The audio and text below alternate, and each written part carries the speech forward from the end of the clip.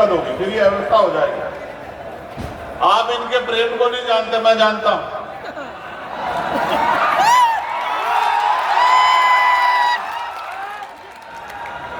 ये मेरी गिरफ्तारी की खबर पे पूरे जिले को हिला के रख देते हैं, मैं इनको जानता हूं। इसलिए आपसे आग्रह है कि आप नीचे आ जाओ मीडिया के साथी, और ये आप लोग हट जाओ बच्चों यहां से, प्यारे भाइयों हट जाओ, जल्दी से खाली कर दो, फटाफट जल्दी से खाली कर दो। प्यारे साथियों, सर्वप्रथम मैं बहुजन समाज में जन्मे सभी संतों, गुरुओं और महान पुरुषों को नमन करता हूं। महामानव तथागत बुद्ध से लेकर जगत गुरु सतगुरु रविदास जी महाराज, भगवान वाल्मीकि महाराज, गुरु नानक देव, संत कबीर, गुरु घासीदास जी, संत गाडगे जी महाराज, नारायणा गुरु और बाकी उन संतों को भगवान महावीर जैन, जिन्होंने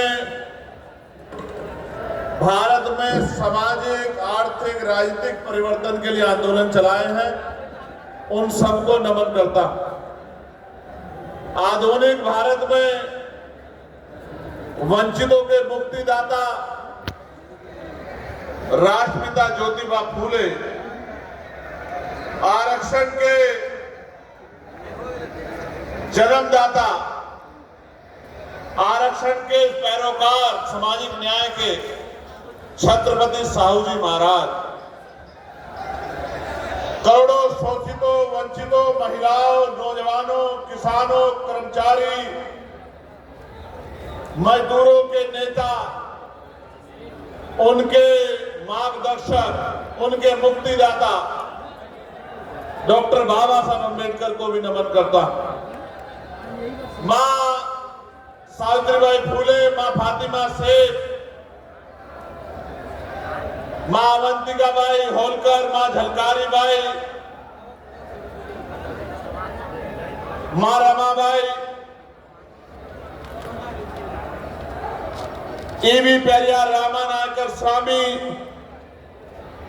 पेरियार ललई यादव,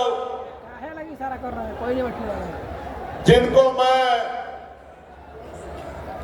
संघर्ष के नायक के तौर पर देखता हूं, बाबू जगदेव प्रसाद कुशवाहा, इनको बिहार का लेनिन भी कहा जाता है, जननायक कर्पूरी ठाकुर, जिनको हम अपना नेता मानते हैं,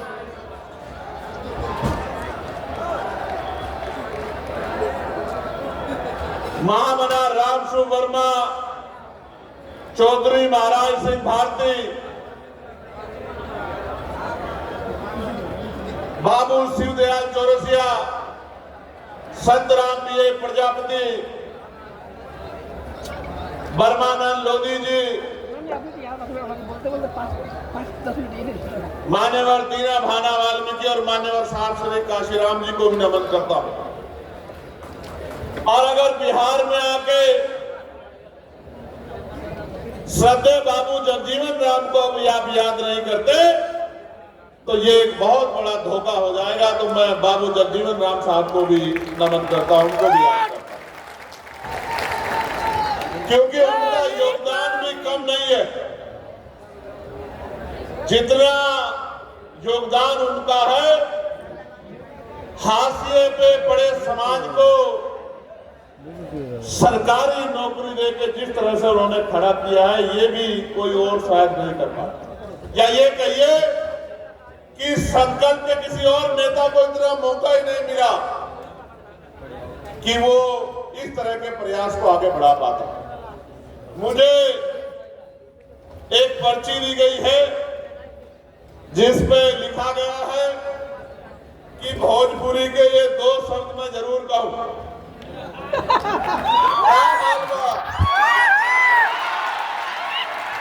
ठीक बानू सर, ठीक बा। और ये मैं समझता भाई जी ठीक तो नहीं। जब तक बिहार में एनडीए की सरकार रहेगी तब तक ठीक ठीक कैसे रहेगा मुझे बताओ। तो आप कह रहे हैं ठीक है, अच्छी बात है, लेकिन मैं मानता हूं कि ठीक नहीं है, ठीक करना पड़ेगा। फिर मैं यहां से शुरू करूंगा कि संघर्षों के साए में घनघोर जवानी पलती है और इतिहास उधर झुक जाता है जिस ओर जवानी चलती। आज का ये महान दिन जिसमें मुझे और आपको यहाँ इकट्ठा होने का मौका मिला है, मैं आज इस विशेष दिन पर जो भीम आर्मी का स्थापना दिवस है, मैं 10वें स्थापना दिवस और द्वितीय अधिवेशन की आप सबको बहुत बहुत बधाई देता हूं, बहुत बहुत मंगल कामनाएं करता हूं। प्यारे साथियों, मैं सबसे ज्यादा धन्यवाद करूंगा मातृशक्ति का, जो इतनी बड़ी संख्या में आज अपने बच्चों को, अपने भाइयों को आशीर्वाद देने के लिए यहाँ पहुंची है। मैं दोनों हाथ उठा के उनको बहुत बहुत प्रणाम करता हूं, जय भीम करता हूं। साथ साथ मैं इस नौजवान सैलाब को भी धन्यवाद देता हूं। मुझे मीडिया के लोग पूछते हैं कि ये भीम आर्मी के लोग कहां से आते हैं? अपने घर से आते हैं। और मैं उनसे ये कहता हूं कि आंधी को रोका जा सकता है, तूफान को रोका जा सकता है, सैलाब को रोका जा सकता है, लेकिन भीम आर्मी के बहादुर योद्धाओं को नहीं रोका जा सकता।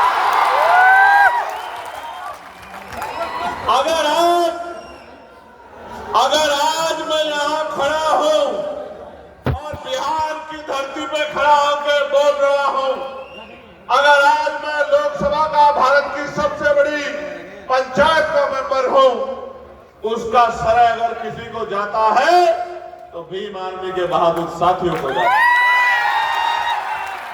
मैं इस मंच का भी धन्यवाद करूंगा। बहुत दिन पहले दिल्ली में बैठ के फैसला लिया गया। सीनियर टीम ने मुझसे कहा कि आपको बोधगया जाना है, बोधगया को मुक्त कराना है, बोधगया की शक्ति, बोधगया की ताकत को बौद्धिस्टों के हाथ में देना।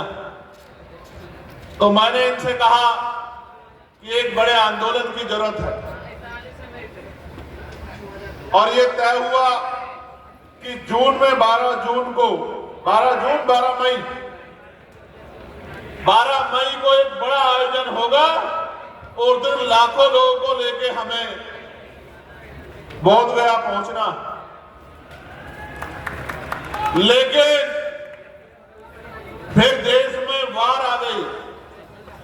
हमारा देश, पहलगांव का हमला हमारे लोगों पर हुआ।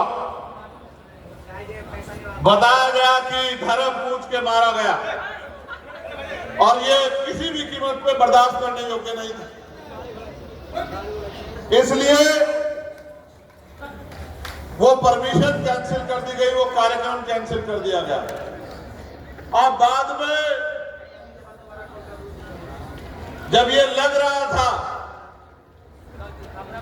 मीडिया ने तो ऐसा माहौल बनाया कि ऐसा लगा कि पाकिस्तान नक्शे से ही खत्म हो जाएगा। मैं धन्यवाद दूंगा भारत की महान मीडिया को, बहुत बहुत धन्यवाद। जो काम सरकार नहीं कर पाई, आपने टीवी चैनल के माध्यम से कर दिया।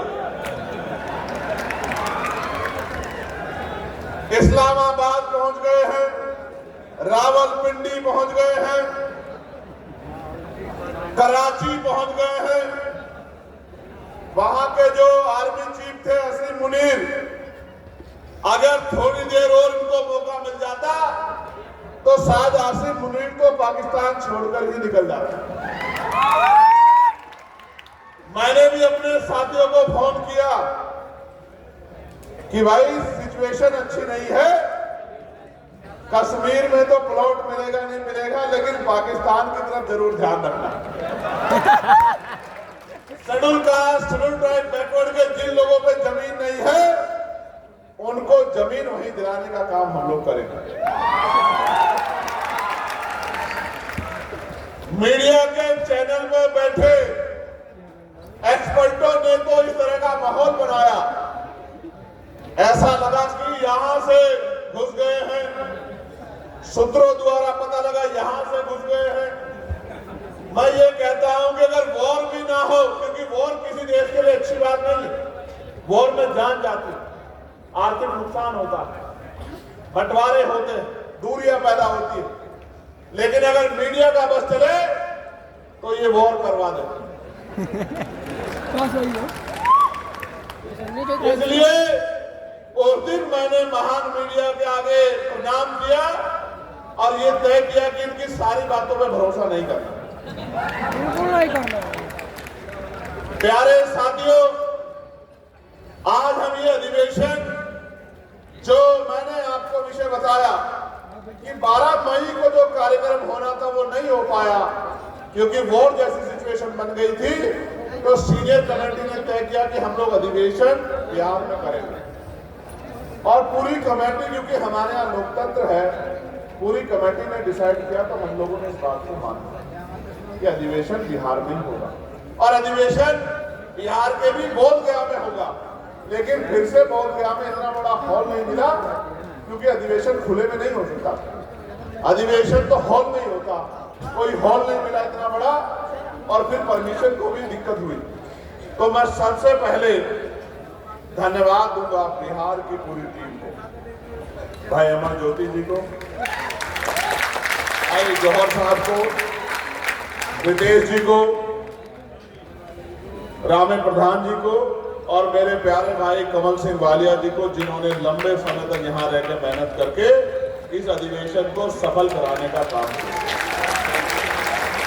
और मैं अपने भीम आर्मी के प्रदेशों के नेतृत्व को भी धन्यवाद देता हूं, भाई हिमांशु जी को, भाई कुलदीप जी को, भाई जितेंद्र जी को, भाई अनिल जी को, भाई सुनील बरसिया जी को, जिन्होंने यहां पहुंचकर अपनी जिम्मेदारी को निर्वहन करने का काम किया। किस तरह से कार्यक्रम सफल हो, इस पर अपनी पूरी ताकत लगाई। कुछ लोगों को बोलने का मौका नहीं मिला, जैसे कुलदीप जी को नहीं मिला समय कमी कारण, लेकिन मैं उनका धन्यवाद करता हूं। और मैं देश भर से चल के आए, किसी प्रदेश से 4 लोग, किसी 6 लोग, किसी 10 लोग, जो थोड़े 10% लोग देश भर से आए हैं, चाहे वो मध्य प्रदेश के हमारे भीम आर्मी आजाद समाज पार्टी के नेता हो, चाहे हमारे बंगाल के नेता हो, चाहे हमारे झारखंड के नेता हो, चाहे हमारे उत्तर प्रदेश के सीनियर नेता हो। उत्तर प्रदेश के तो बहुत सारे लोग दिख रहे हैं सीनियर, चाहे हमारे उत्तराखंड के साथी हों, चाहे हमारे महाराष्ट्र के साथी हों, और चाहे असम के साथी हों, उत्तराखंड के साथी हों, छत्तीसगढ़ के साथी हों, तमाम हमारे साथियों ने जो अपनी जिम्मेदारी को यहाँ लाकर अपनी लीडरशिप का जो प्रदर्शन किया है, इसके लिए मैं इनकी भी बहुत बहुत प्रशंसा करता हूँ। हमारे लीगल सेल के साथियों का भी धन्यवाद देता हूँ, मिशन 78 के साथियों का धन्यवाद, महिला नेतृत्व का भी धन्यवाद देता हूँ, और अशोक जी, तोमर साहब, रविंद्र भाटी जी, और मेरे बड़े भाई हमारे भीम आर्मी के राष्ट्रीय अध्यक्ष विनय सिंह जी का भी मैं बहुत बहुत धन्यवाद करता हूं। मैं ये भी कह सकता हूं कि अगर विनय भाई नहीं होते तो भीम आर्मी का कारवां इतना मजबूत नहीं हो पाता। मैं इस बात को बड़े पूरे दिल से कहता हूं, क्योंकि व्यक्ति के कार्य की कदर होनी चाहिए। मैं मीडिया बंधुओं का भी धन्यवाद देता हूं। प्यारे साथियों, मैं भीम आर्मी के विषय में कुछ चीजें आपके सामने रखना चाहता हूं। भीम आर्मी कहां बनी, कैसे बनी, इस पर मैं चर्चा नहीं करना चाहता, क्योंकि मोस्ट की चीजें आप लोग जानते हैं जो लोग काम करते हैं। लेकिन अगर पूरे भारत में कोई ऐसा संगठन है जिसमें schedule caste, schedule tribe, backward minority, मुसलमान, जैन, सिख, बौद्ध, ईसाई, अगर इनकी संयुक्त लीडरशिप अगर किसी के पास है, बने बनाए संगठन पे अगर किसी ने लीडरशिप करने का मौका दिया, नेतृत्व दिया है, तो ये अगर किसी ने काम किया है तो भीम आर्मी भारत एकता मिशन के साथ है। हमारे यहाँ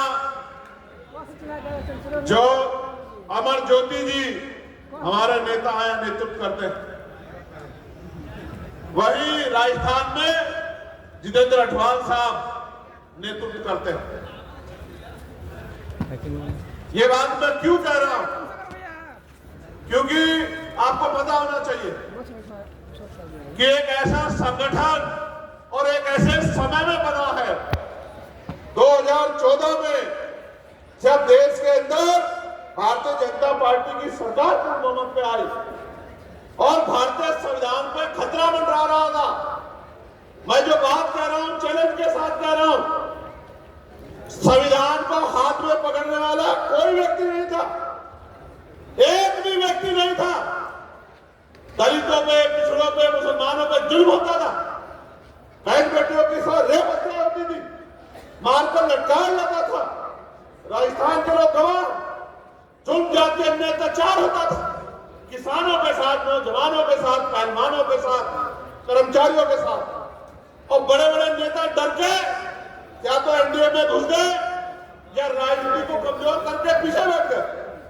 अगर कोई था जिसको जान की परवाह नहीं थी, जिसको अपने मान की परवाह नहीं थी, जिसको अपने बच्चों की परवाह नहीं थी, जिसको अपने परिवार की परवाह नहीं थी, जिसको परवाह थी तो भारतीय संविधान की, जिस संगठन के नाम के पीछे लिखा जाता था कि भीम आर्मी संविधान का रक्षा दल है, अगर एकमात्र उम्मीद कोई थी तो वो भीम आर्मी भारत एकता मिशन थी, इसके अलावा कोई नहीं। कहीं भीम आर्मी का नेतृत्व, कहीं भीम आर्मी का नेतृत्व किसी प्रदेश में शेड्यूल कास्ट की कोई और जाति करती तो कहीं दूसरी जाति करती, कहीं तीसरी जाति करती, कहीं चौथी जाति करती। ये एक ऐसा संगठन है जिसके अंदर सामाजिक न्याय है। कहीं इसकी रखवाली, इसका नेता पासवान समाज का व्यक्ति है, कहीं इसका नेता वाल्मीकि समाज का व्यक्ति है, कहीं इसका नेता पासी समाज का व्यक्ति है, कहीं इसका नेता चमार समाज का व्यक्ति, कहीं इसका नेता महार समाज का व्यक्ति। ये बात मैं क्यों बता रहा हूं? जहां जहां संघर्ष करने की योग्यता पैदा हुई है, वहां भीम आर्मी ने नेतृत्व देने का काम किया, बड़े बड़े संगठन में नेतृत्व देने का। इसलिए बात आपको बतानी थी कि भीम आर्मी एक जाति, एक धर्म, एक स्थान का संगठन नहीं है।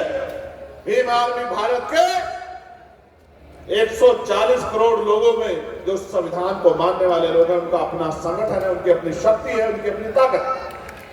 और आप जानते हो देश भर में कोई आंदोलन ऐसा नहीं है जिस लड़ाई को भीम आर्मी ने लड़ने का काम किया और समय समय पे दिल्ली में अपनी शक्ति दिखाकर ये बताने का काम किया है। हमारे कर्नाटका के लोग बैठे, तेलंगाना के लोग बैठे, तमिलनाडु के हमारे अध्यक्ष बैठे, समय समय पर ये बताने का काम किया है कि हम मिट तो सकते हैं लेकिन झुक नहीं सकते। ये शक्ति प्यारे साथियों, ये आपके सामने जो बोल रहा है चंद्रशेखर, अगर इसको राष्ट्रीय अंतर्राष्ट्रीय पहचान अगर किसने दी है तो भीम आर्मी भारत एकता मिशन है। टाइम्स मैगजीन में अगर इसका नाम छपा है, आपके छोटे से कार्यकर्ता का, दुनिया के 100 बढ़ते नेताओं में अगर किसी कार्यकर्ता के भीम आर्मी के नाम छपा है तो भीम आर्मी की देन। लेकिन आपने भी उसको साबित करके दिखाया है कि इस बार लोकसभा में अपना प्रतिनिधित्व भेजकर अपनी आवाज को उठाने वाला भेज के आपने भी साबित करके दिखाया है कि जो टाइम्स मैगजीन ने कहा था कि आपका कार्यकर्ता भीम आर्मी का चंद्रशेखर, जो देश का अकेला उभरता हुआ नेता है, उस आवाज को आपने पार्लियामेंट में भेजने का काम किया। इसके लिए भी मैं आपको बहुत बहुत बधाई देता हूं। हमारे नगरीय के लोग भी यहाँ हैं, दोनों हाथ उठा के नगीना के लोगों का धन्यवाद कीजिए एक बार जरा। बोलो धन्यवाद नगीना। मैं तो चाहता था एक हमारे पत्रकार मित्र यहां से लड़ रहे थे, आप उनको भी लोकसभा भेज देते, लेकिन आप भेज नहीं पाए। तो लोकसभा नहीं भेज पाए तो विधानसभा भेज देना। प्यारे साथियों, मुझे आपसे बहुत जरूरी बातें करनी है। ये फूल मेरे आपके बीच में कांटे तो नहीं बन रहे? नीचे वालों को दिख रहा हूं ना? ये फूल हट सकते हैं भाई? आपके मेरे बीच में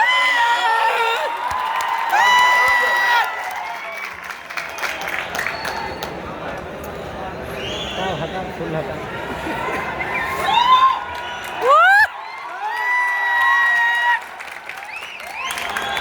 फूल आपके लिए और कांटे हमारे लिए। प्यारे साथियों, दो तीन बहुत महत्वपूर्ण बातें आपसे कहनी है। आपके लिए, आपको दिखाने के लिए कुछ लेके आया। इसमें कुछ है, रोटी है, दिखाऊंगा। रोटी है, रोटी। ऐसा नहीं कि आपने जो बात एकदम पूरी कर दी, ऐसा नहीं। समय पे दिखाऊंगा। भीम आर्मी के साथियों से मुझे कहना, अपनी लीडरशिप से मुझे कहना, अनुशासन हमारी शक्ति है। हमारा अनुशासन इस स्तर का होना चाहिए कि भले ही वो हमसे नाराज हो, भले ही वैचारिक रूप से हमारा विरोध ये, लेकिन इस बात को जरूर कहे अपने लोगों को बैठ के कि भीम आर्मी जैसा अनुशासन किसी और संगठन के पास नहीं। ये बात हमें अपने अंदर पैदा करें। हालांकि मैं आपके अनुशासन पर टिप्पणी नहीं कर रहा हूं, लेकिन फिर भी मेरी इच्छा है कि देश का सबसे अनुशासित संगठन भीम आर्मी को होना चाहिए। पर्चा बाटे लगोते भीम आर्मी एक ब्रांड है या नहीं, ये बताओ? बताओ है या नहीं, ये बताओ? मैं उसका उदाहरण बताता हूं। 2022 में जिन लोगों को काम न करने की वजह से हमने निकाल दिया था उत्तर प्रदेश में, दिल्ली में, जो नेता किसी पार्टी के नेताओं से, अपने पार्टी के नेताओं से नहीं मिलते थे, उन्होंने भीम आर्मी के निकाले गए कार्यकर्ताओं के साथ बैठ के 2-2 घंटे बात किए। ये भीम आर्मी की ताकत है। और यहां भी जिन लोगों को हमने काम न करने की वजह से निकाल दिया था, उन लोगों को भी दूसरी राष्ट्रीय स्तर की पार्टियों के नेताओं ने ऐसे हाथ मिला के कुछ ज्वाइन कराया, जिनको हमारे यहां से निकाला गया। तो इस देश में अगर नेतृत्व का निर्माण हो रहा है, मजबूत कार्यकर्ता का निर्माण हो रहा है, जो न पुलिस से डरता, ना कानून के झूठे शिकंजे से, ना जेल से, ना मुकदमे से, वो भीम आर्मी भारत एकता मिशन के नेतृत्व में है।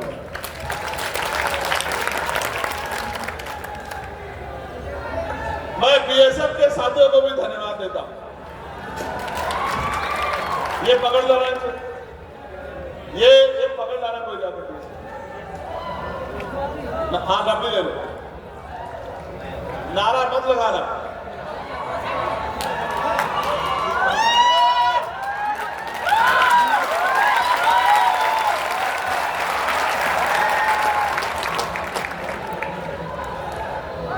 मेरा काम मनुवादियों को बजाना, ढबली बजाना नहीं। ये काम तो हमारा कोई भी कार्यकर्ता कर लेता है। मेरा काम है इस देश में मनुवाद, अंधविश्वास, पाखंडवाद, सामंतवाद, पूंजीवाद और गरीबों की बहन बेटियों की तरफ जो आप उठाते हैं, उनका इलाज करना। प्यारे साथियों, आज आपसे 10वें साल में कुछ मांग रहा हूं, दोगे नहीं दोगे बताओ? तो जिस कार्यकर्ता को जो काम दे दिया है, चाहे आंधी आए, तूफान आए, बरसात आए, अपने काम को सबसे पहले पूरा करना है। ये शक्ति का निर्माण अपने अंदर करना है। हम किसी जाति के खिलाफ नहीं है, धर्म के खिलाफ नहीं है, हम उस व्यवस्था के खिलाफ है जो ऊंच नीच की बात है, जो भेदभाव की बात है। हम किसी पार्टी के विरोधी नहीं है, हम विचार के विरोधी। हमारे महापुरुषों ने विचारधारा हमें दी है, उस विचारधारा के समर्थक है, उस विचारधारा के जो खिलाफ, जो संविधान के खिलाफ है, वो व्यक्ति हो, पार्टी हो, उसके खिलाफ, जो मानवता के खिलाफ है, बंधुत्व के खिलाफ है, भाईचारा के खिलाफ है, महिलाओं के अधिकारों के खिलाफ है, महिलाओं के सशक्तिकरण के खिलाफ है, किसानों, कमजोरों, हक वंचित समाज के तरक्की के खिलाफ है, उनके खिलाफ। सीधी बात है, बिल्कुल सीधी बात है। मैंने जो स्पष्ट कहा आज फिर दोहरा रहा हूं, हम ना किसी पार्टी के खिलाफ है, ना व्यक्ति के खिलाफ है। हमारी लड़ाई विचारधारा की है, और जब तक हमें आखिरी सांस रहेगा, हमारे शरीर में लहू का आखिरी कतरा रहेगा, तब तक हम लोग इस विचारधारा को चलाते रहेंगे। आंदोलन सामने है, ये ज्यादा हो जाएगा।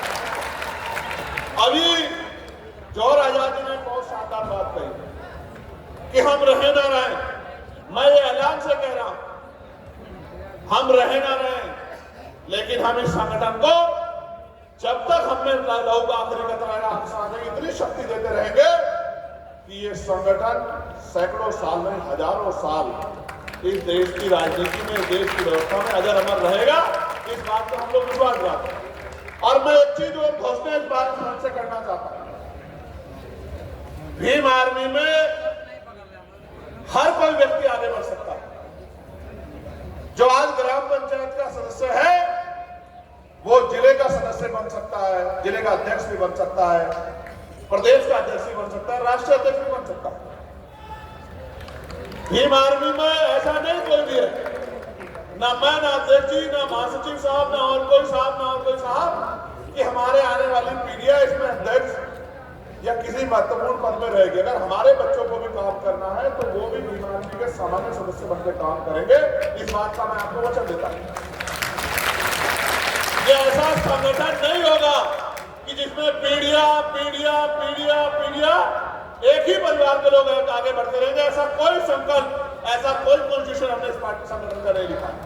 हमने इस संगठन का एक ही कॉन्स्टिट्यूशन लिखा है कि यहाँ आदमी की मेहनत, उसका संघर्ष, उसका समर्पण, उसका अनुशासन, उसकी शक्ति है। और ये उदाहरण है, अनिल जी गवाह है, जितेंद्र साहब गवाह है, बहुत सारे, सुनील बैरसिया जी गवाह, बहुत सारे लोग गवाह हैं कि जो अपने यहाँ विधानसभा के मेंबर रहे होंगे, विधानसभा के सदस्य रहे होंगे, विधानसभा अध्यक्ष रहे होंगे, जिले के अध्यक्ष रहे होंगे, वो अपने अपने प्रदेशों में अध्यक्ष भी रहे हैं और राष्ट्रीय कोर कमेटी के मेंबर भी हैं, राष्ट्रीय पदाधिकारी भी हैं। ये किसी छिपावा नहीं, ये सत्य है। ये भीम आर्मी का कार्यकाल इस बात का उदाहरण है। आप देख सकते हैं संघर्ष के बलबूते जो आदमी विधानसभा का अध्यक्ष था, वो आज राष्ट्रीय कमेटी का मेंबर है, राष्ट्रीय पदाधिकारी है। ये दिया भीम आर्मी।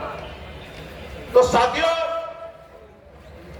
मैं आपसे यही मांगना चाहता हूं कि ये सामाजिक परिवर्तन का कारवां रुकना नहीं चाहिए। हम रहे ना रहे, कारवां चलता रहेगा, कारवां आगे बढ़ना चाहिए, कारवां मजबूत होना चाहिए। और अगर सच में मुझसे प्यार करते हो तो घर से निकलो और बिखरे हुए बहुजन समाज में भाईचारा पैदा करो। मानवता के सिपाही बनो, अपने टूटे हुए भाइयों को गले लगाओ। जिन महापुरुषों के नाम मैंने दिए, उनके संघर्ष को करो। मैं बिहार की बात करता हूं, बाबू जगजीवन राम, बाबू जगदेव प्रसाद कुशवाहा, जननायक कर्पूरी ठाकुर। और मैं, राजनीतिक वो हो सकता है, लेकिन मैं रामविलास पासवान जी के, जो आज इस दुनिया में नहीं, मैं उनके काम को भी हम टिप्पणी नहीं कर सकते। उन्होंने भी बहुत कुछ करके दिखाया है। अगर मंडल कमीशन में किसी का योगदान है तो रामविलास पासवान जी को छोड़ा नहीं जा सकता। मान्यवर काशीराम साहब के साथ साथ श्रद्धेय रामविलास पासवान जी ने भी बहुत बड़ा संघर्ष किया है। इस बात को नकारा नहीं जा सकता। वो अलग बात है कि आज उनके बेटे उसी दल के साथ खड़े हैं जिस दल ने पिछड़ों के अधिकारों को रोकने के लिए एडी चोटी का जोड़ लगा दिया। वो अलग बात है। ये बात हमें समझनी पड़ेगी। और ये बात भी समझनी पड़ेगी कि रानी के पेट से राजा नहीं तैयार होगा, कि यहाँ अमर ज्योति जैसे सिपाही भी आपके बीच में बैठे हुए हैं। नेता जनता बनाती है, नेता रानी के पेट से नहीं बनता। जितनी ताकत आपने दूसरों को दी है, अमर ज्योति को दे देना। डंडा और झंडा इतना मजबूत है, हमारे न्यारे हो जाएंगे। मैं आपको इशारे से कह रहा हूं, समझदारी के लिए कह रहा हूं, इसलिए कह रहा हूं कि समझदार बने। मैं बिहार की बात करूंगा मेरे भाइयों। बिहार हर तीसरे दिन खबर आती है शेड्यूल कास्ट की बच्ची को रेप करके 8 साल की, 12 साल की, 15 साल की जला दिया, मार दिया। मैं भी आता हूं लगातार बिहार। पहला चुनाव आजाद समाज पार्टी ने बिहार में लड़ा। मैं लगातार आता हूं। ज्योति के साथ अन्याय हुआ, दरभंगा, छोटी बहन ज्योति,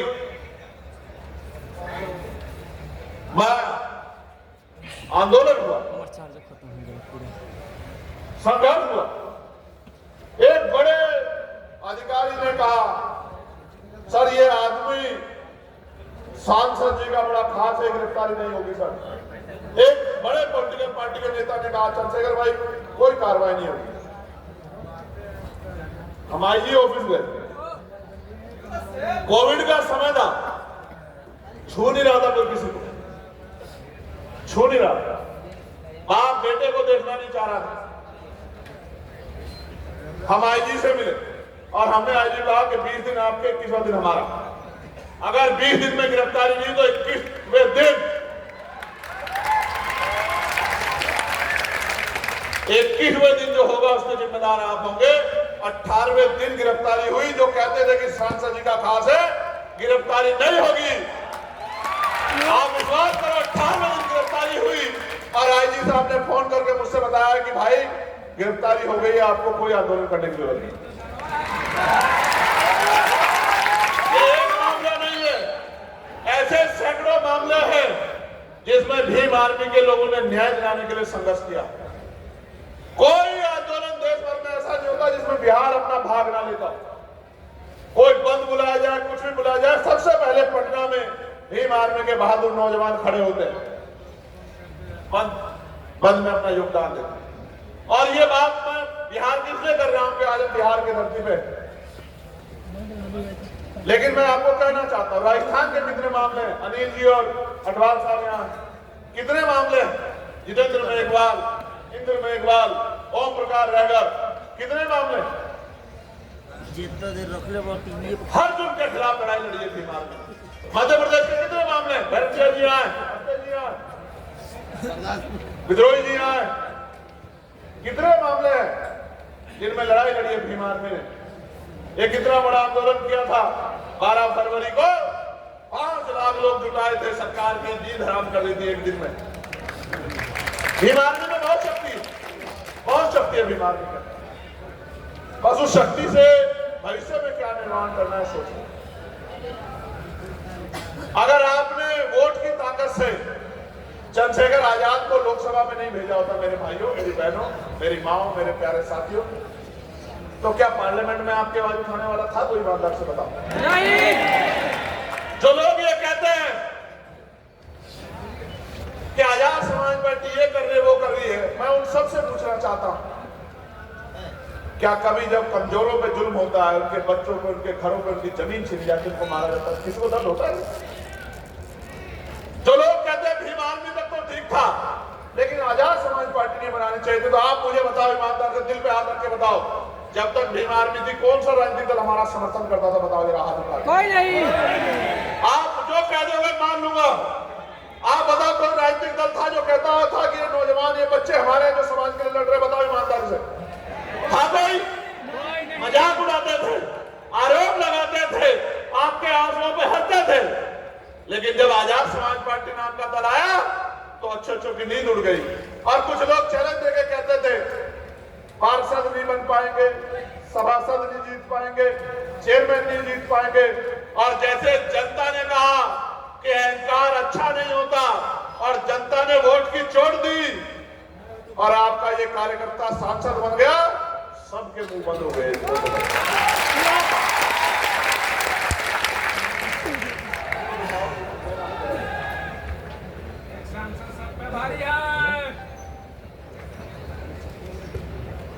एक साल तक सब पे भारी। 2020 में यहाँ चुनाव हुआ, अमर ज्योति जी गवाह, रामे प्रधान जी गवाह, अहमद तोमर साहब गवाह।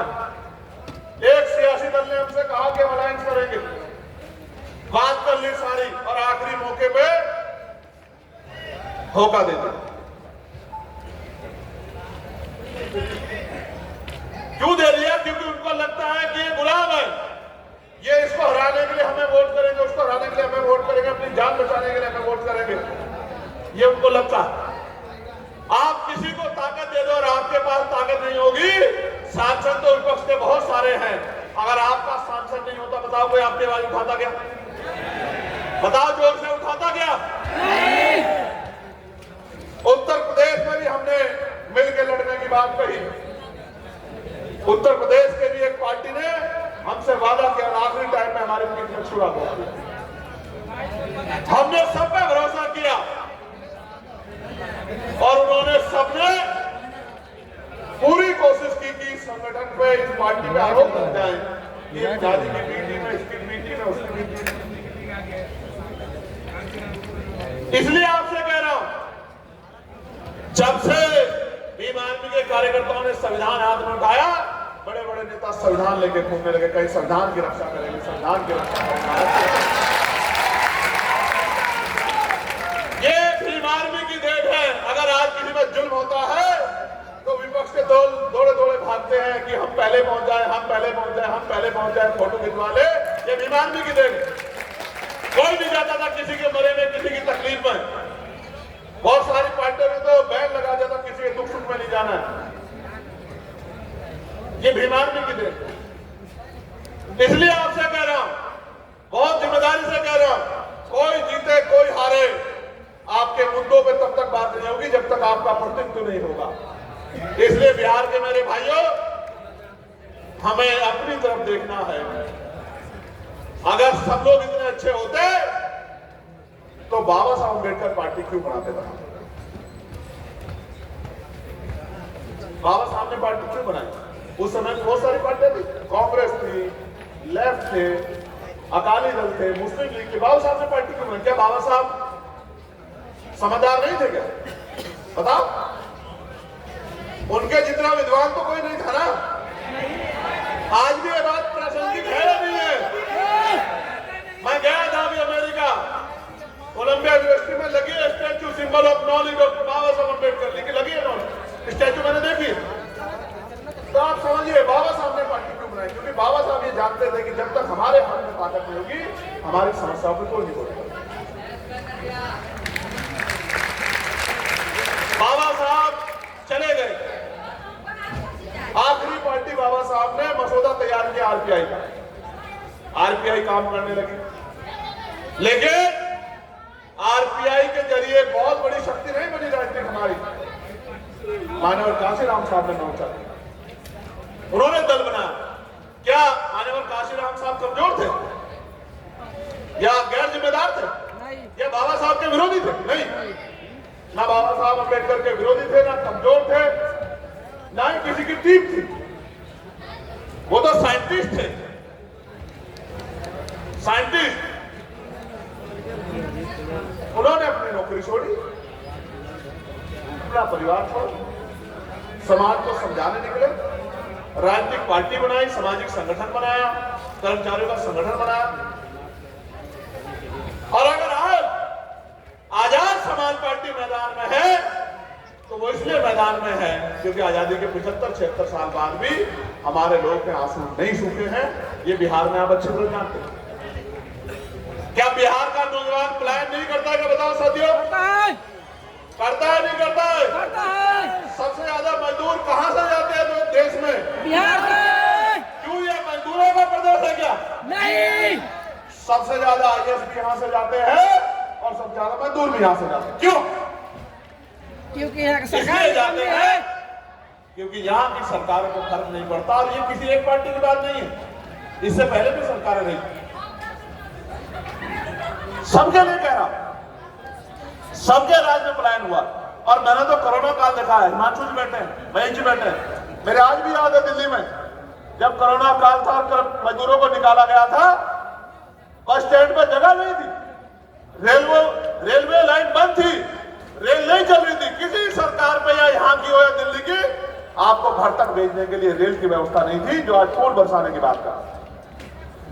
हमने तो अपनी आंखों से देखा, इधर से डंडा मारती थी पुलिस, उधर भाग जाते थे, उधर से डंडा मारते इधर को भाग जाते थे। कोई पुल के नीचे को जाता था सड़े गले पानी में, भूखे प्यासे, तो कुछ हमसे बनता था, हम लोग कोशिश करते थे, देते थे कि भाई खाओ, क्योंकि हमारे अपने लोग, हमें दर्द होता है, मजदूर है, हमें तकलीफ होती है उनके आंसुओं से। कोई अपने बच्चे को बैग पे लटका के पैदल पैदल आ गया, कोई ट्रेन के आगे आकर मर गया, कोई प्यास से मर गया, कोई पूछने वाला नहीं था। ये जिंदगी है मजदूरों की। और आप देखो इन वर्गों में 80% मजदूर हैं आज।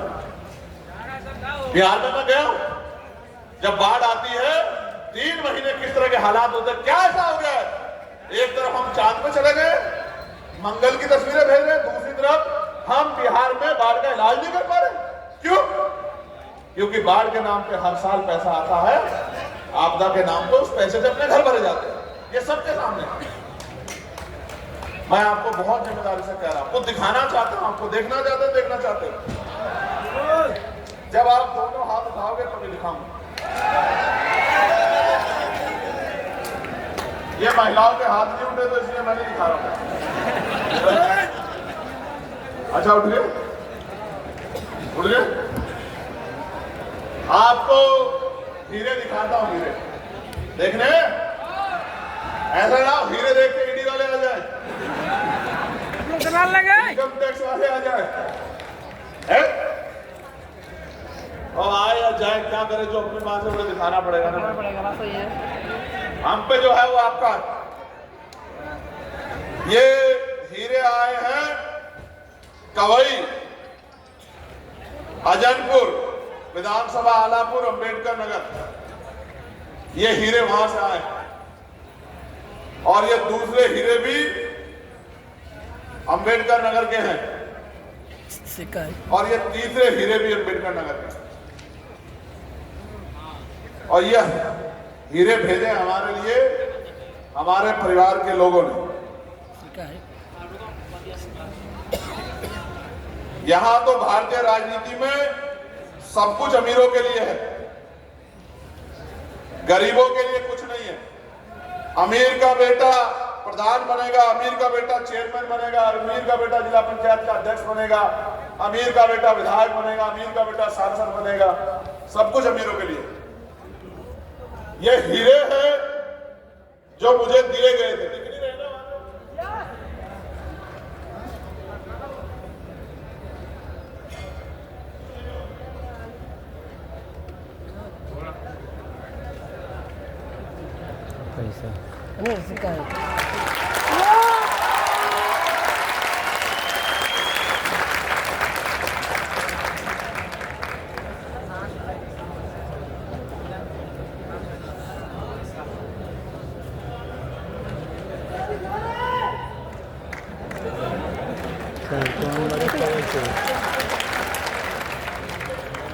पता आपको, मैं बताता हूं ये हीरे कहां से आए, कब आए। ये हीरे आए तब जब मैं चुनाव लड़ रहा था लोकसभा में, अंबेडकर नगर के लोगों ने भेजे। ये देखो, इस नोट को देखो, इसका जो एक्चुअल वजन है उससे 3-4 गुना वजन है इसमें। कैसे बढ़ा पता है आपको? मिट्टी का लगा हुआ है, हमारे लोगों के पसीने से। ये हजारों मजदूरों के हाथ से निकल के आया नोट है। और ये देखो, ये सिक्के, इनको कमाने में मेरे लोगों को सर से पैर तक पसीना आया होगा। देखो, ये किसी गांव में इकट्ठा करके, ये देखो कितने प्यार से 1-1 रुपए के सिक्के, 2-2 रुपए के सिक्के भेजे मेरे लिए। ये हीरे, ये देखो, दिखे कैमरे वाला, दिखाओ भाई, दिखे नहीं दिखे? ये हीरे हैं मेरे लिए, ये मेरी माँ ने मेरी बहनों ने भेजे सर पे ईंट उठा के, खेती करके, इसलिए भेजे कि मैं इन पैसों से बड़े बड़े राजनीतिक दलों का मुकाबला करके सांसद बन जाऊं।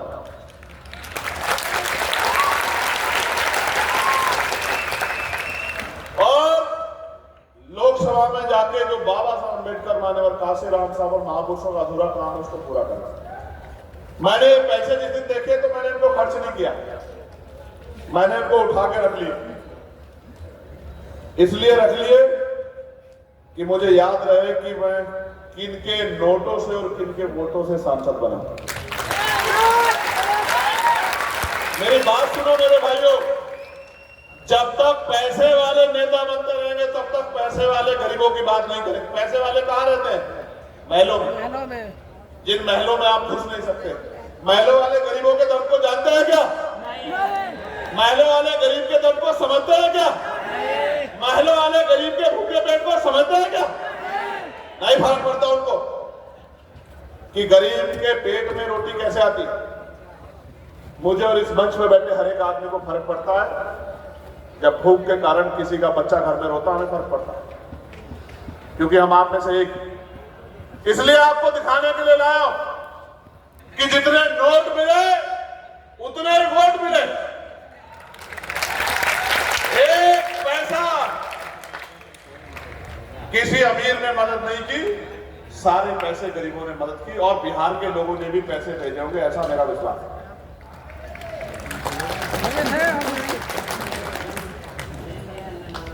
जौहर साहब, अमर ज्योति साहब, हिमांशु साहब,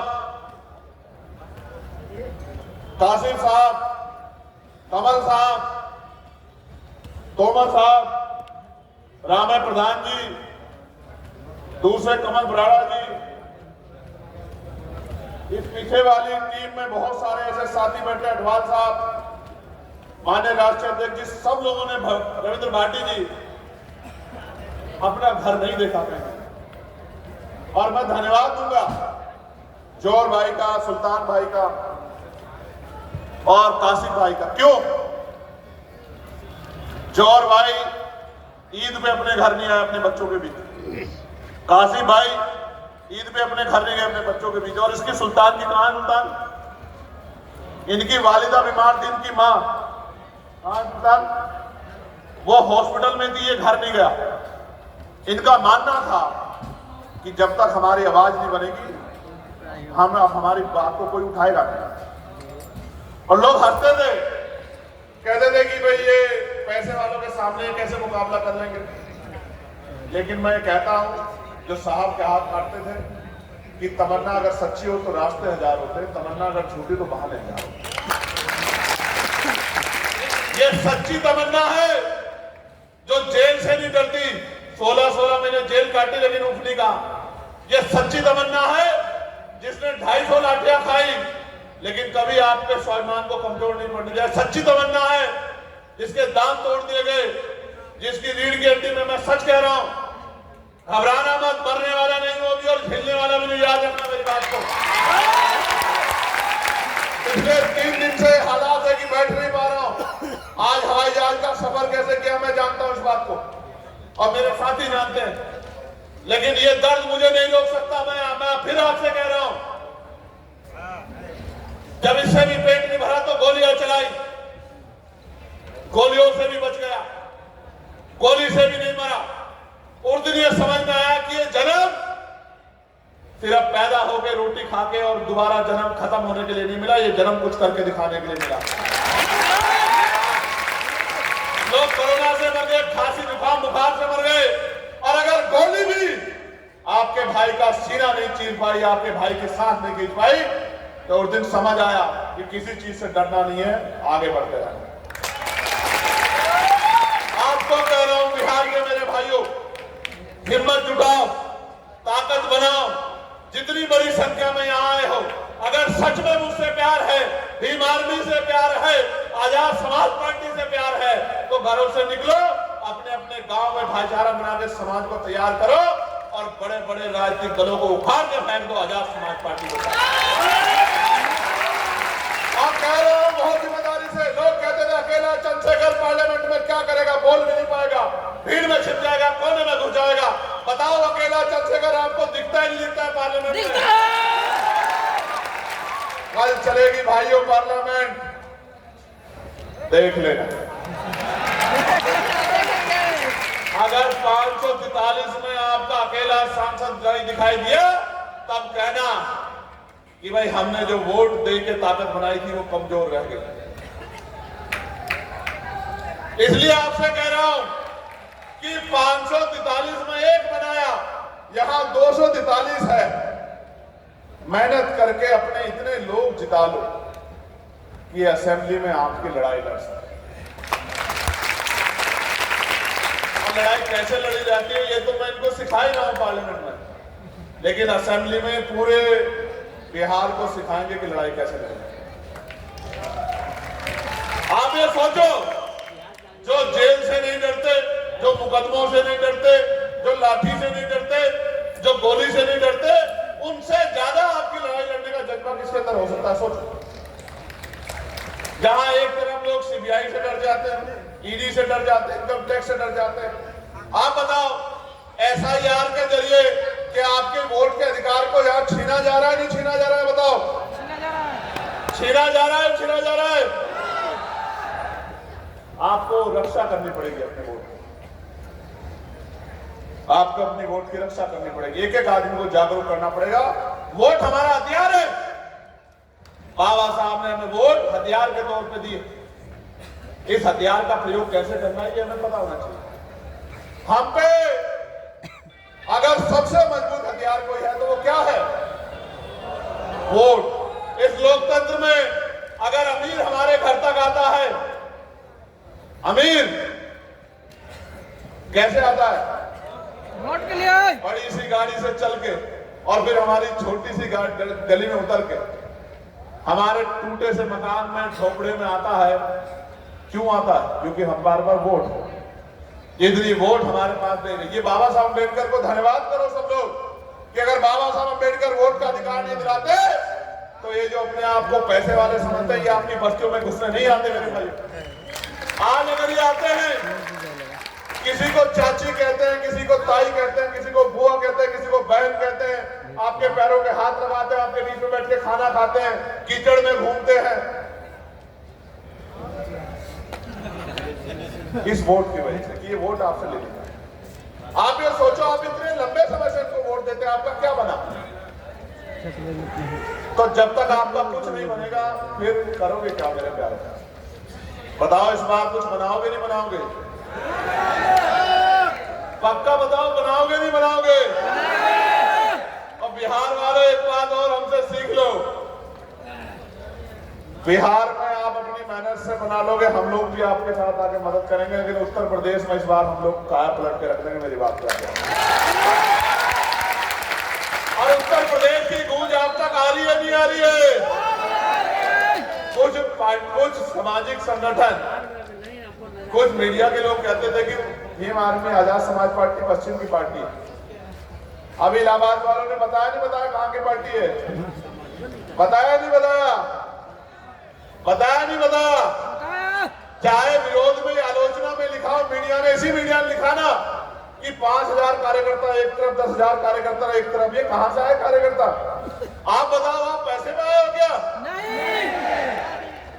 भूखे प्यासे मोटरसाइकिल से, रेल में, बस में अपनी मेहनत की कमाई का पैसा जुटा के जो ये इतना बड़ा जनसमूह आया, ये पैसों में नहीं आया। जो पैसों में आया हाथ बढ़ाने समूह भाई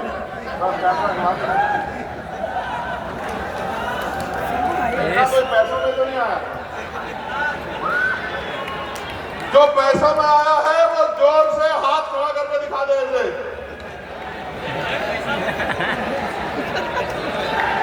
और जो अपने संगठन को ताकत देने, अपनी ताकत दिखाने आ रहा है, एक बार जमीन का नारा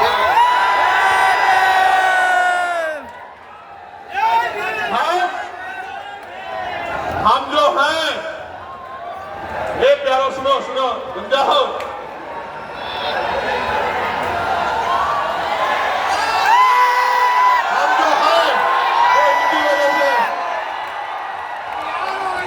शांत हो जाओ, शांत हो जाओ। ये भी प्रदर्शन करना है, बताना है कि हम अनुशासित हैं। बैठ जाओ अपनी जगहों पे। इस पूरे पंडाल में हमारा व्यक्ति नहीं खड़ा होना चाहिए अगले 1 मिनट के अंदर, चाहे कोई जगह मिले बैठ जाओ, जमीन पे, कुर्सी पे, कहीं। ये भी बता दो, ये भी पता लगना चाहिए, जो लोग कहते हैं कि अनुशासित नहीं है, उनको पता होना चाहिए कि ऐसा अनुशासन भी किसी के अंदर नहीं है जैसा भीम आर्मी के अंदर। एक भी नौजवान कोई खड़ा न रहे, बैठ जाओ। कपड़ों की परवाह मत करो, मैं जानता हूं मेरे प्यारों, कपड़े वपड़े कोई अहमियत नहीं रखते आपके लिए। मीडिया के लोग रहे, पुलिस के लोग रहे, मंच पे भी जो है वो भी बैठ जाओ, सभी के लिए ऑर्डर।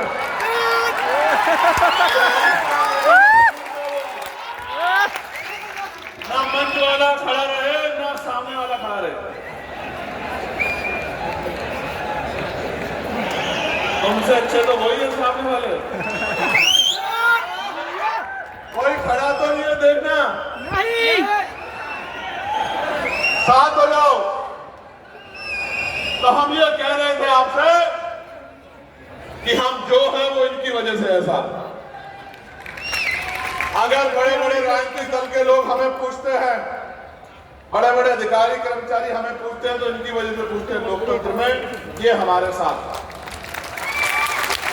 आपसे कह रहा हूं, अगले 5 मिनट आपसे बात करूंगा बिहार के भाइयों, बिहार की बहनों, माओ, नौजवान साथियों। झंडा उठाते हो बहुत अच्छी बात है, नारा लगाते हो उससे भी अच्छी बात है, आंदोलन करते हो उससे भी अच्छी बात है, लेकिन सबसे अच्छी बात यह है कि आने वाले 2 महीने में वो करके दिखाओ जो बड़े बड़े राजनीतिक दल करने की हिम्मत नहीं जुटा पाते। घर से निकलो और अगर 8 घंटे पेट को पालने के लिए लगाते हो तो 2 घंटे अपनी अपनी बस्तियों को, अपने अपने बूथ को, अपने अपने क्षेत्र को तैयार करने में लगाओ। आपने सबको मौका दिया है, यहां कोई सरकार आपके बगैर नहीं बनी। अगर नीतीश जी की सरकार भी बनी तो आपकी वजह से बनी, आरजेडी की सरकार बने आपकी वजह से बनी, लेफ्ट के लोगों को मौका मिला आपकी वजह से बना, कांग्रेस के लोग को मौका मिला आपकी वजह से मिला। जब आप दूसरों को बना सकते हो तो क्या एक मौका आजाद समाज पार्टी काशीराम को मिलना चाहिए, मिलना चाहिए? टीवी चैनल पे बैठ के कहेंगे, सुनो आज ही बता रहा हूं, टीवी चैनल पे बैठ के कहेंगे, कानपुर वाले हमारे वाल्मीकि भाई साहब खड़े हैं, मुझे यहीं से दिख रहे हैं, टीवी चैनल पे क्या कहेंगे आपसे बैठ के कि ये पार्टी इसको नुकसान पहुंचा रही, वो पार्टी इसको नुकसान पहुंचा रही। आप मुझे बताओ, अभी जब ये फ्लोर टेस्ट हुआ, कौन सी पार्टी के लोग भाग के, जिनकी वजह से सरकार दोबारा से बनी? बताओ कौन सी पार्टी थी? कौन सी पार्टी? जोर से बताओ। हमारे मेंबर थे क्या? नहीं। हमारे मेंबर भागा क्या? नहीं। हमारे मेंबर को भगा सकता है क्या कोई? नहीं। फिर मध्य प्रदेश में सरकार बदली, सीनियर पत्रकार साथी बैठे, मध्य प्रदेश में सरकार बदली, जनता ने वोट दिया कांग्रेस को और कांग्रेस के 20 एमएलए चले गए भाजपा में और सरकार बदल के शिवराज सिंह चौहान जी मुख्यमंत्री बन गए। किसके मेंबर भागे भाई? कांग्रेस। आप ये चाहते हो हम आपके पिछलग्गू बने रहे, हम आपका झंडा उठाए, आप नेता बने, आप कुर्सी बैठे, हमारा आदमी नीचे बैठे, काहे को बैठे भाई? काहे को बैठे? हमारा आदमी कुर्सी पे बैठेगा, हमारा आदमी बैठेगा कुर्सी पे। जब तक हम लोग नहीं समझ पाए थे हमारे लोग लोकतंत्र को, तब तक आपके पिछलग्गू थे। अब अगर कोई बात होगी तो बराबरी की बात होगी, हिस्सेदारी की बात होगी, इसके अलावा कोई बात नहीं होगी। मेरी बात का हिस्सेदारी की बात होगी, बराबरी की बात होगी, पॉलिसी की बात होगी। बताओ शेड्यूल कास्ट, शेड्यूल ट्राइब के लोगों को क्या दोगे? बताओ मुसलमानों को क्या दोगे? बताओ नौकरियों में क्या हिस्सेदारी दोगे? बताओ निजी क्षेत्रों में क्या दोगे? बताओ प्रमोशन रिजर्वेशन दोगे नहीं दोगे? बताओ जमीन दोगे नहीं दोगे? बताओ उनको लोन दोगे नहीं दोगे? बताओ उनको धंधों में, ठेकेदारी में आरक्षण दोगे नहीं दोगे? हम भी वोटर हैं क्या? हमेशा वोटर ही बने रहेंगे? हम सबको बनाएंगे, सब हमारी वोट से बनेंगे। और जब हमारे बच्चों के भविष्य का मामला आएगा, जब हम पे अन्याय अत्याचार हो, कोई भी बोलेगा। कांग्रेस पार्टी को यहां बीजेपी की सरकार है, यहां अत्याचार दिखेगा, कर्नाटका में नहीं दिखेगा।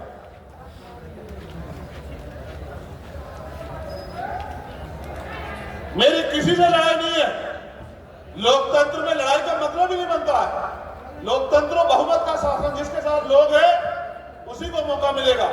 हमारी सीधी बात यह है, हम थे सबसे पहले शख्स, बिहार के साथियों, हम थे जो नीतीश जी के पास गए, जिन्होंने कहा कि आपको महागठबंधन बनाना चाहिए सर, आपको ये दल, ये गठबंधन छोड़ के आपको इधर आके इस गठबंधन का नेतृत्व करना चाहिए, आपको महागठबंधन बनाना चाहिए और उत्तर ये भारत में 2024 की इसका तख्ता पलट करना चाहिए। हम थे जो राजा संगवार, हम गए थे, हम गए उनके बाद, हमने कहा करेंगे, देखेंगे, ये करेंगे, वो करेंगे, और जब महागठबंधन में मौका नहीं मिला, मन चाहे नहीं हुई, तो इधर आ गए। कौन किसकी बीटी में, कौन किसका एजेंडा, सब जानते हैं समाज।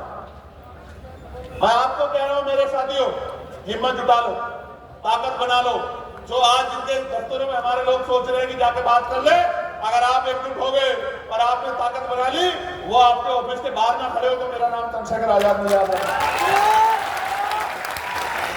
और अगर आपने मेरी बात से पहरा देकर बिहार में कर लिया, ठीक है, बहुत अच्छी बात है, वरना उत्तर प्रदेश में हम आपको दिखाएंगे, आप इतनी मेहनत से दिखाएंगे, जो अपने आप को बड़े बड़े दल समझते हैं, वो आपकी पार्टी के दफ्तर के बाहर टाइम लेके मिलने आएंगे, ना है तो तब कह देना मेरी बात।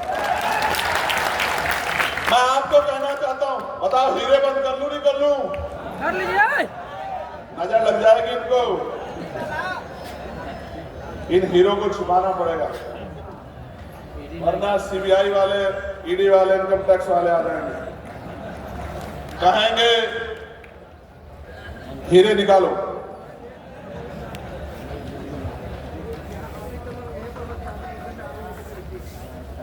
जानते नहीं है, जानते नहीं, बांध देना, बहुत मेहनत की कमाई। देखो ये नोट देख रहे हो, ऊपर नीचे दोनों जगह से फटा हुआ, लेकिन जिस माँ ने ये भेजा होगा ना गांव से, उसने कितने अपमान के घूंट सहे होंगे अपनी मेहनत करते हुए, इस बात का आइडिया मुझे और आपको नहीं। देखो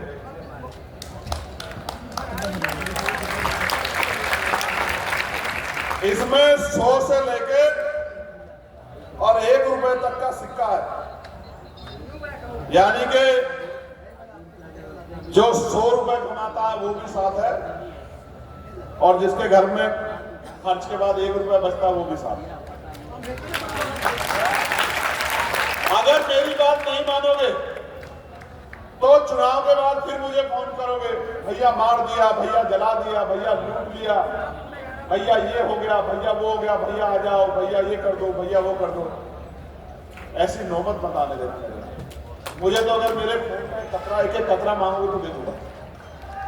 आज कह रहा हूं, किसी को भरोसा ना हो तो यही चेक कर लो, अगर उफ कह दिया फोन के नाम पे तो कह देना कि चंद्रशेखर आजाद जमानत में गया। लेकिन आज आपको कह रहा हूं, ताकत नहीं बनाओगे, अपनी वोट से कामयाबी नहीं प्राप्त करोगे तो क्या होगा पता है?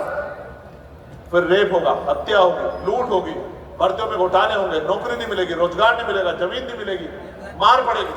फिर कहोगे चंद्रशेखर भाई आ जाओ। आज मैं आपको कहने आया हूं, मैं आपसे मांगने आया हूं, फिर कल आप कहोगे। जब हम समझ गए हैं तो हम ये काम आज से क्यों ना शुरू करो? बताओ मदद करोगे नहीं करोगे? दोनों हाथ में आगे बताओ, इतनी जोर से बताओ कि बाहर वालों को आवाज जानी चाहिए,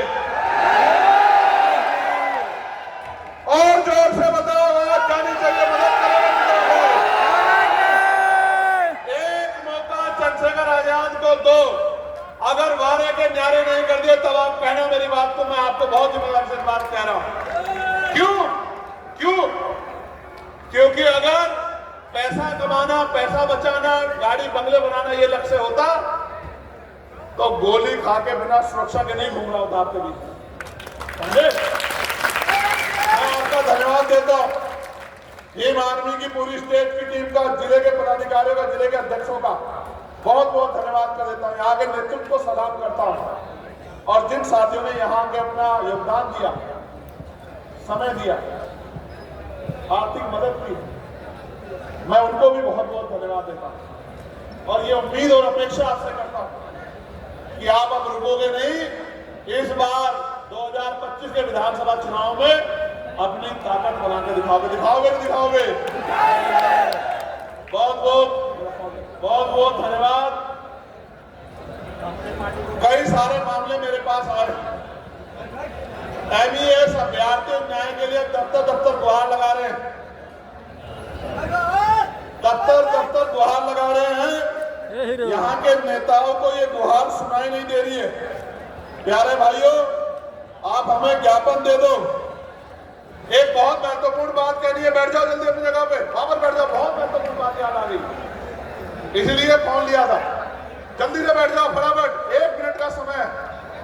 1 मिनट में वहां पर बैठ जाओ, दिखाओ कि आपकी अपनी शक्ति का प्रदर्शन करो।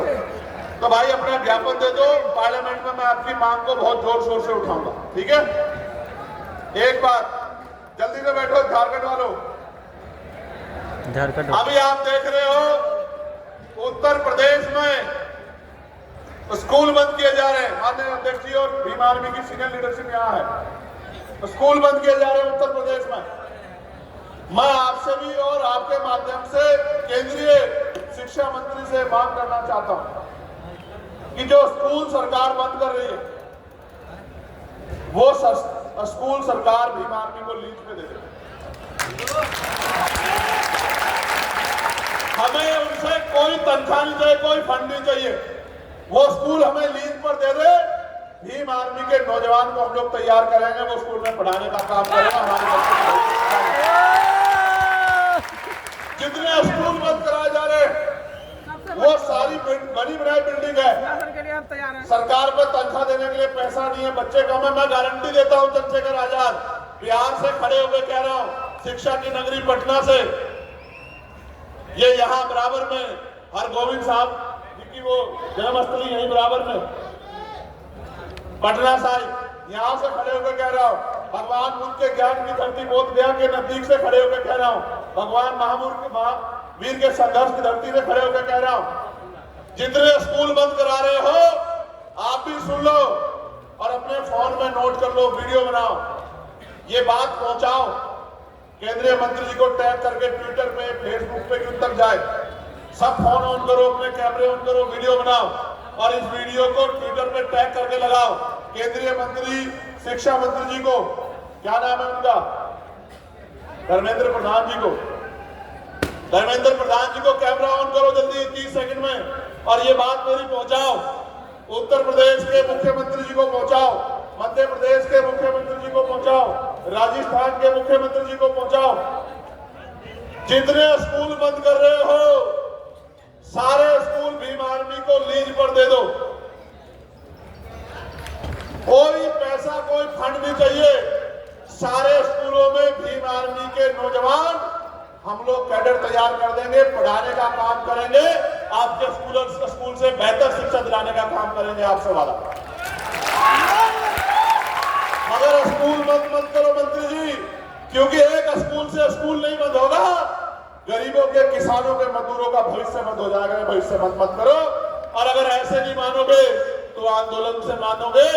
बहुत जल्द, चिंता मत करो, कितना बड़ा आंदोलन करेंगे कि स्कूल बंद होना हो, स्कूल सपने में जरूर आएंगे आपके। बहुत बहुत धन्यवाद। जय भीम, जय भारत।